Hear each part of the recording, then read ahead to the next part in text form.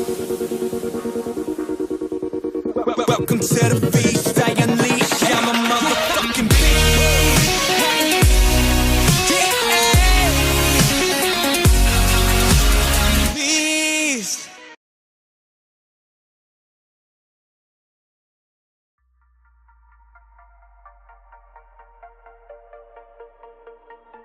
What's up, you guys? So to start off today's video, day 16, I'm going to be talking to you guys about peri-workout nutrition. Peri means around and workout means your training. So around your training nutrition, pre-workout meal, intro workout if you do that, and post-workout meal, and what is best for your performance and for your gains and everything like that. So real quick, this is going to be a short little clip.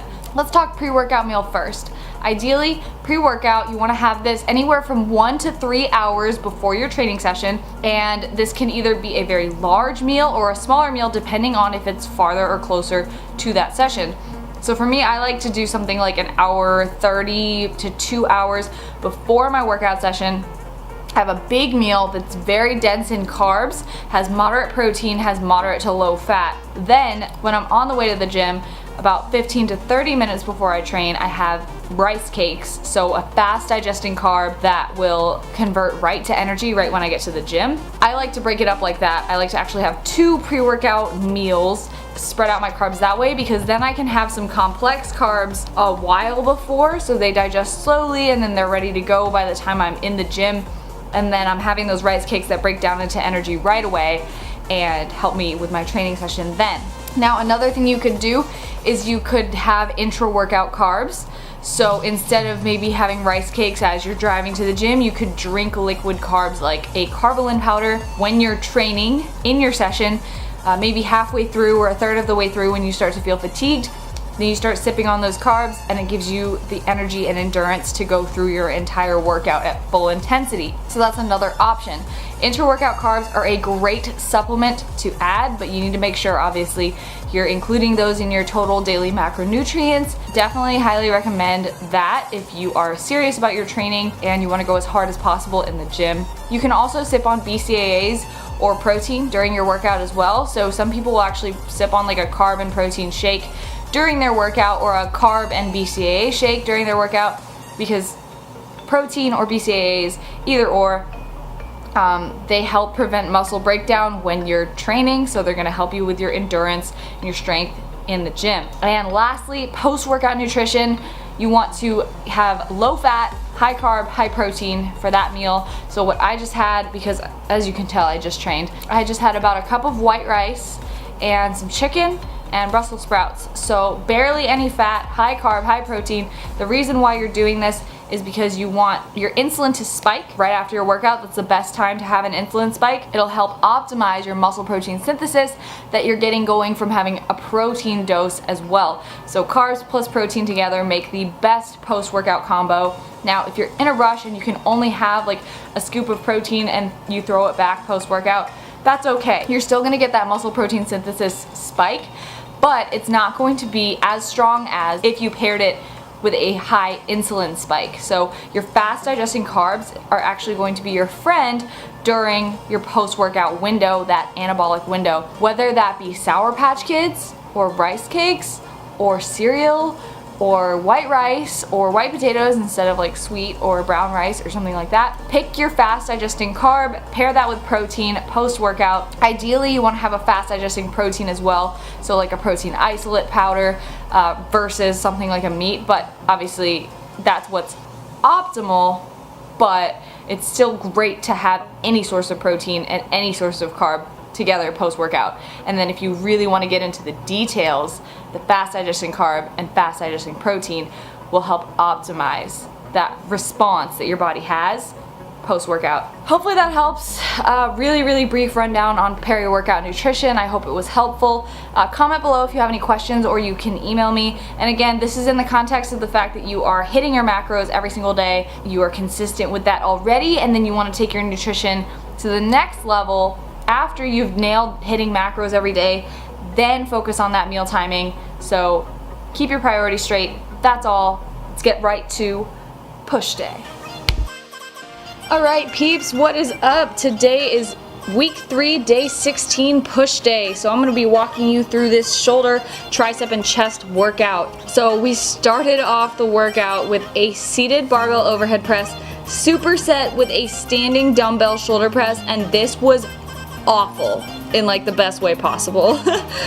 So you want to hit 8 reps on the seated barbell overhead press and then 10 reps on the standing dumbbell shoulder press. So what I did, because I wanted to go relatively heavy for the seated barbell overhead press, was I would get the bar up to my shoulders before I sat down, because if you sit down and you try to bring the barbell up, it's just too difficult. You can't use any momentum to get it into position, and I wanted to take a relatively wider grip, so it wasn't really an option for me to sit down and then put the bar up after. So I got into position, sat down, and then with the bar at my shoulders, wide grip, a little bit wider than shoulder width apart. When I come down from the top of the overhead press, I want to keep a vertical forearm to the ground, so perpendicular to the ground, and a wider grip allows me to do that. And I bring the bar down to just about my chin or just below, and then press up and focus on my front delts contracting at the top. So I did hit all 8 reps for all 3 sets with 60 pounds on this. I was super happy about that. And then on the standing dumbbell shoulder press, this was so hard. I thought I could get all 3 sets with 20s, but once you've done those heavy barbell presses, your shoulders just don't want to handle any other weight.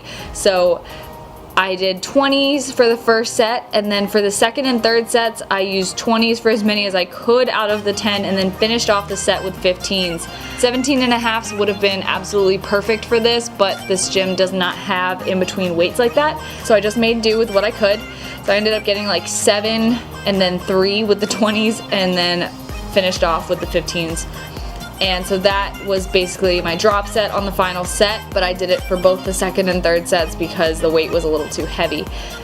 Next up, we did a Smith machine flat bench press.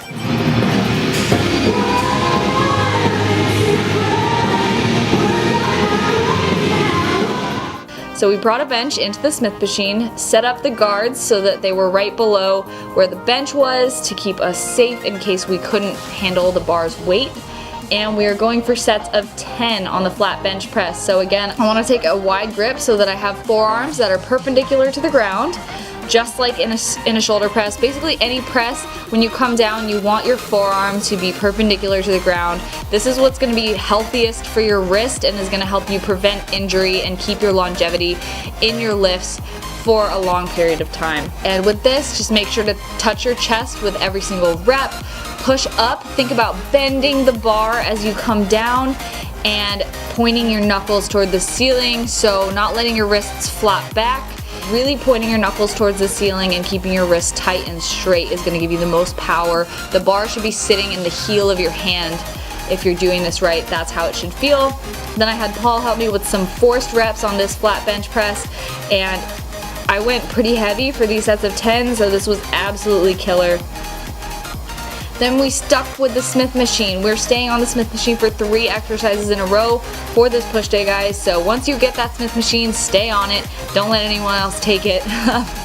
And we did a Smith machine constant tension shoulder press. So what a constant tension shoulder press means is that you're not coming all the way up and you're not locking the elbows out at the top.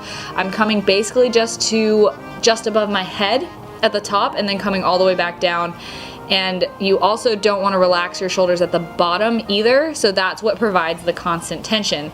So you're going as heavy as you can for sets of 15. On the final set, I had Paul help me with some forced reps on this as well. Same cues as the flat bench press, guys. Your feet are planted on the floor, your butt is planted on the bench, your shoulders are retracted and pinched together, pressed against the bench behind you. This goes for both the flat bench and the shoulder press, guys. And your wrists are tight, you're pushing the bar out of the heel of your hand and not letting your wrists fly back. And I like to keep my entire body stiff, tight, and braced so that I can really focus on feeling the weight push down on my shoulders. So with this, again, a vertical forearm to the ground. As you come down, come up and think about tucking your elbows under and really pushing up out of the shoulder. So I always like to think about a movement as the muscle contracting, creating the movement rather than the other way around. I don't do the motion and just hope that my muscle gets engaged. I engage my muscle first, and that's what creates the movement pattern that I'm doing. So my shoulder contracting forces my arm to push up, and that forces me to push the bar up, if that makes sense. Next up, we did a Smith machine wide grip upright row, so the third exercise on the Smith machine. And so with the upright row, I like to stand just under the bar, even with my feet scooted a little bit in front of the bar when I'm standing behind it. And I get kind of this backward lean, just a tiny bit of a backward lean, so that when I pull up with the Smith machine, I'm pulling up and just a tiny bit back so my elbows can be in line with my shoulders. If your Smith machine's bar path is already at an angle and it's set up that way, then it might actually be perfect for you to lean back just a little bit so that the path of the bar is in line with your body. But that's essentially what I'm doing here, leaning back just a little bit. Weight is in my heels, and I'm focusing on driving my elbows up. I'm not focusing on just pulling the bar as high as I can. I'm focusing on driving my elbows towards the ceiling. And if that's what you're thinking about and you're just hooked on to the Smith machine bar, then you're gonna get the most out of this movement for sure. And like I said, I'm pulling back a little bit. I like to think about my elbows coming right next to my shoulders rather than being in front of my shoulders. So in a vertical plane with the rest of my body rather than being in front and raising it like a front raise. So 3 sets of 15 there, and then we moved on to some triceps.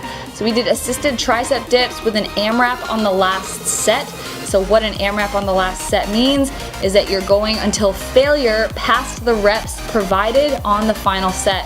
And so I actually can do these body weight. I can basically only do about 8 to 10 per set, and then my triceps just give out. But if you can do body weight tricep dips, definitely do it. Make these as challenging as you possibly can. If you're a guy and you can do more than 8 bodyweight tricep dips, then put weight on yourself. Get a weight belt and make yourself heavier so that you can hit the rep range of 8.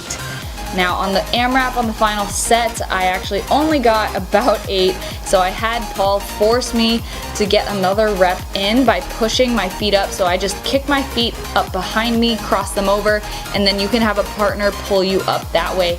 Now if you're using the assisted tricep dip machine, then you already have assistance under your knees and it's helping you push up with every rep. And then for the AMRAP, you just do as many as you can with that. With the tricep dip, you just want to make sure that you are coming down to 90 degrees all the way down to parallel, leaning slightly forward and just not dipping too low. So I'm showing you guys here on the screen, we filmed this little picture of a demonstration of the tricep dip on the machine, and it's completely butchered form, so don't listen to that. I've seen machines say that dips work your lats, and it's really frustrating to see actual equipment be labeled incorrectly and be teaching people the wrong things. So just make sure you're checking your sources, even if it's something that seems reliable like the machine itself. Next up, we moved on to a tricep straight bar push down with a drop set every set. So this was super killer. I used what the cable weights said was 90 pounds and 60 pounds. But I don't think it was actually 90 pounds, but it was still pretty damn heavy. That's another thing, guys. Weights are gonna vary depending on the gym that you're at. It's not, oh, if this says 90 pounds and this is 100% like I'm pushing around 90 pounds. Because 90 pounds on one machine is gonna feel different than 90 pounds on another machine. And then 90 pounds on one machine at one gym is gonna feel different than the same machine 90 pounds at a different gym. And it's just weird, it works like that. The machines are not all synced up. Brands make things differently, and how something is set up, how ergonomic it is or how not ergonomic it is, the quality of the machine, how lubricated the pulleys are, that all makes a difference in how the weight feels, so you're not necessarily always pushing the same weight if you're using the same sort of machine. So with the push downs, so what I do to kind of just remedy this is I just write down the weight that's at the gym that I'm at, and I go with what pushes me to the proper rep range, not what I think I have to do because it's this gym and it's this weight and I did this weight at this gym last time. Don't confuse yourself like that. Just go with what pushes you to the proper rep range and challenges you to get into the correct RPE. So like I said, 90 pounds then 60 pounds, cutting 1/3 of the weight for the drop set down to 60, and I did a drop set every single set, 12 reps. It was horribly painful, which is exactly what I wanted. So, but I'm just trying to push myself to my absolute limit, so it's okay if you don't hit exactly the number that we're writing here, but that's your target. And then with the drop set, I'm just cutting the weight and doing as many more as I can. Finally, we did a lateral and front raise combo. So same as push days we've done before, guys. 12 per exercise this time, so you can go a little bit heavier. And same cues for lateral and front raises. You're pouring the pitcher, you're leading with the elbow, and you're not letting your wrists fly up. You are tilting your pinkies up at the top and not just pulling the weight up, but initiating the movement from your shoulders. And I actually added a drop set onto the final set of this lateral and front raise combo just to finish out the workout strong. So I used 10s for the first 3 sets, and then I did a drop set with 5s on the last set and just went to absolute failure. And that is all. So thank you guys so much for watching this video. If you're doing the kickstart, then have a killer day 16. I absolutely love you guys and appreciate all the support for the 30-day kickstart so far. I will ask if you guys could share this program with a friend, family member, coworker, anyone who wants some direction in their fitness journey. Please refer this program to them. This program is 100% free. You can learn about it in the second link in the description box. You can download the program for free in the first link in the description box below. And all I ask is that you share it with a friend, put in a good word, or share my page and let people know that there's a free program that they can download and follow and have full instruction for. No matter how much of a beginner they are to the gym, this program can work for them. So please do let someone know about it. I would appreciate it so much. And don't forget that you can use the hashtags 30-day kickstart, MarissaRoyFitness, and hashtag TeamMRoyFit to post about the kickstart and get the word around about this program. So thank you guys so much. I'm gonna stop rambling there, and I will talk to you guys tomorrow for day 17, pull day, back at the shop, and we're gonna kill it and have a great time. So have a great day, guys, and I'll talk to you later. Bye.